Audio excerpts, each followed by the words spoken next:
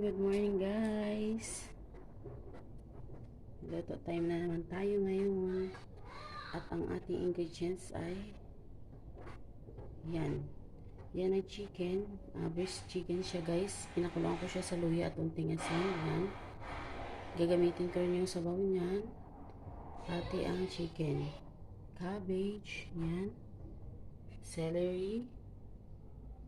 At squash. Kalabasa guys.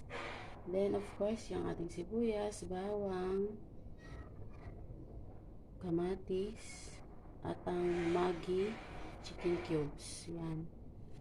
And salt and black pepper. Yan. Yan lang guys ang ating mga ingredients para sa ating, sabi kasi na amo ko ay gagawa ng marag gulay lang daw. So, lalagyan ko siya ng manok. Yan. Yan lang siya guys. At samahan niyo ako guys. Magsisimula na tayo sa aking pagluluto. Tara na guys. Yan, ang aking gagamitin ay olive oil. Yan siya. Maglalagay na ako ng unting olive oil. Yan lang.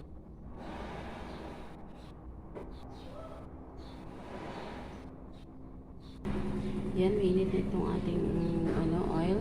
Kaya ilalagay natin ang ating bawang. Igisa natin ang ating bawang. Yan na siya. At bago pa ito mag-brown, ilalagay natin ang ating sibuyas.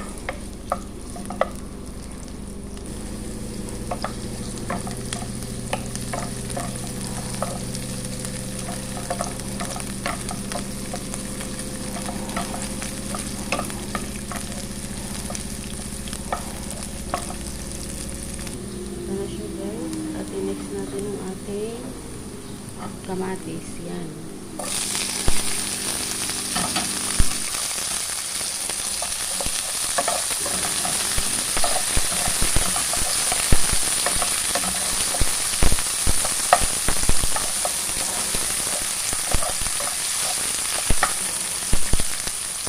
After ng kamatis, ilalagay natin ang ating chicken. Pinakaluan po yan siya guys. Ilalagay na natin siya.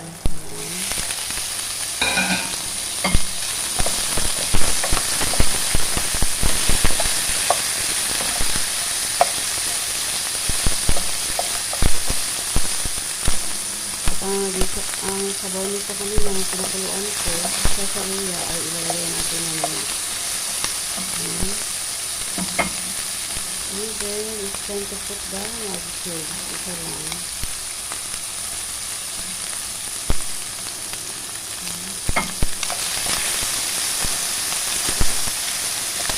Ilalagay na natin ang sabaw.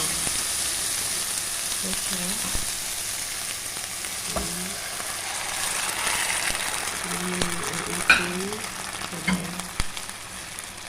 Kaya ano rin siya guys, tinola type. Pero may mga hinalo akong gulay. At habang hindi pa nailagay ang mga gulay, maglalagay tayo ng black pepper guys. Yan. Nilagyan na natin siya ng ating black pepper. Yan. And after 5 minutes, I think na kumukulo siya.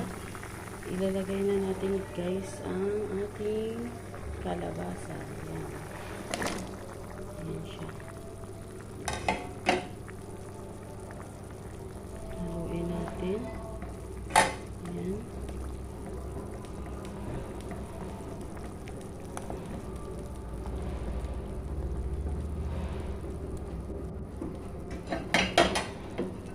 Takpan natin ulit. At hayaan na kumulo. Maybe after 3 or 4 minutes ay luto na rin itong ating kalabasa. At next, isunod natin halo ang next ingredients natin.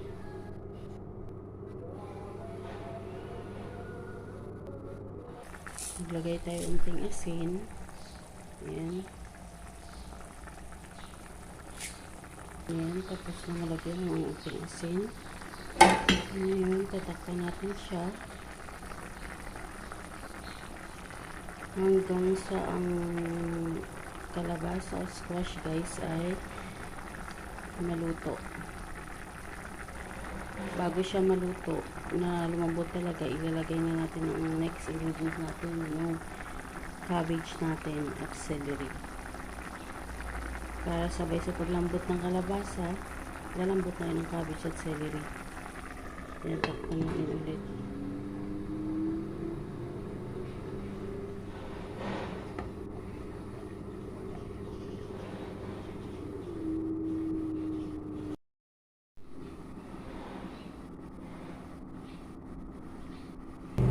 Check natin kung malambot na ang ating gulay. Check kung malambot na ang ating kalabasa. Check kung vinegar. Yan. Hindi pa siya masyadong malambot, pero ilalagay na natin ang ating cabbage at celery para halos sila sabay lumambot. Yan. Una natin ilalagay itong celery. Yan. Sinabay ko na rin ang dahon. Yan siya. Yan. Haluin natin ang ite. Yan.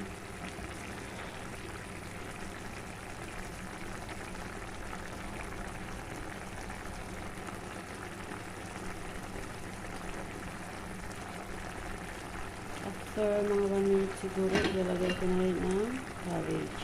Yan siya.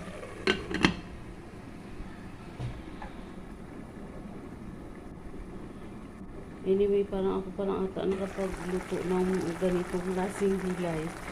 Yung chicken na mga ganitong mga gulay, celery, cabbage, taka lalo na itong ating kalabasa guys. Parang ako palang atang taong nakapagluto nito. Tama ba? Basta pero I know, ang resulta po nito ay masarap. I-short ko po yan. Pakansya natin ulit. After 1 minute na, nailagay ko na yung ating celery. Next natin ilagay itong ating repolyo guys. Hiniwa ko siya ng hindi siya maliliit, hindi rin siya malaki. Sakto-sakto lang. At ilagay na natin siya. Para sabay-sabay lumambot ng celery natin at itong repolyo.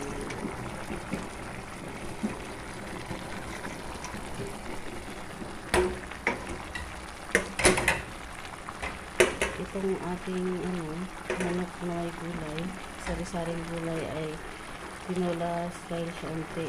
Pero iba to sa tinola kasi may mga ibang ibang gulay.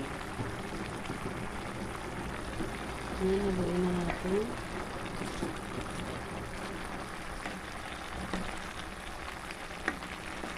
Amay ko yung ang celery natin nilagay.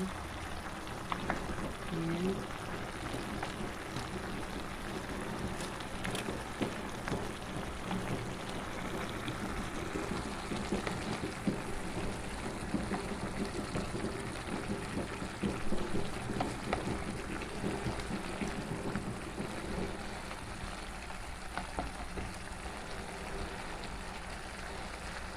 Pulo-pulo siya.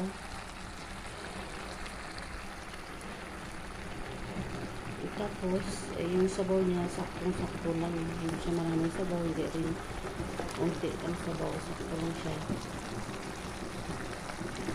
Kasi, yan. Ang panimpala natin guys, unting asin, paminta at yung ating Maggi chicken cube. Patakpan natin siya after 2 or 3 minutes maybe, or 2 minutes na siguro, isa't kalahati ganyan, tapos nito. Depende yan mamaya, tingnan natin, check na natin natin. Takpan natin siya ulit guys, yan.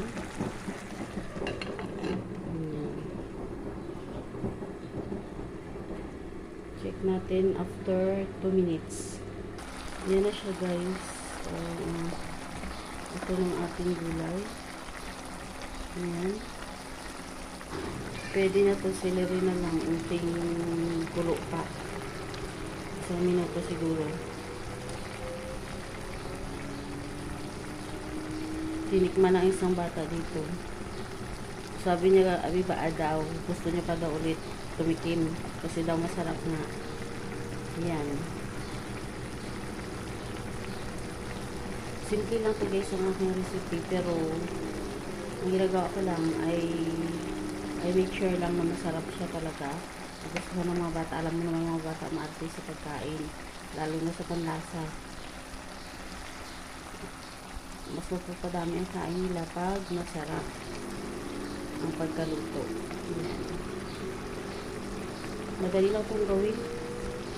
Tsaka ano rin siya, mukhang nakakaakitin sa matanda kasi nga may kalabasa, meron siyang cabbage, celery. Lalo na celery ay gustong gusto nila yan. Ayan. Ganito lang siya ang pagluto. Yan, mga 1 minute, luto na nga yung ating kalabasa.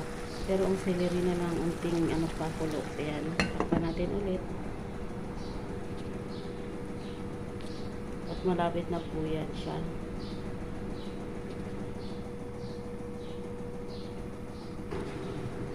Siguro ako palang siguro nakakaluto ng ganitong gulay ba na merong manok, kalabasa, celery, tsaka cabbage.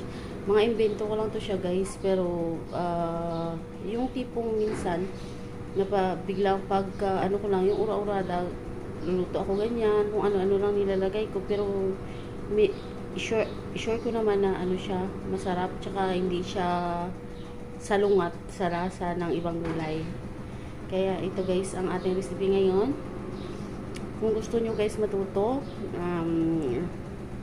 pakitingnan na lang dyan sa description box ko, ilalagay ko yung ingredients at para alam nyo, para sure na din kayo ay panoorin nyo na rin ang aking video para alam nyo kung paano siya lutuin. Mabilis lang naman to sa mga wala lang idea about paano to siya lutuin. Simpleng gulay lang to guys, mabilis lang to lutuin guys.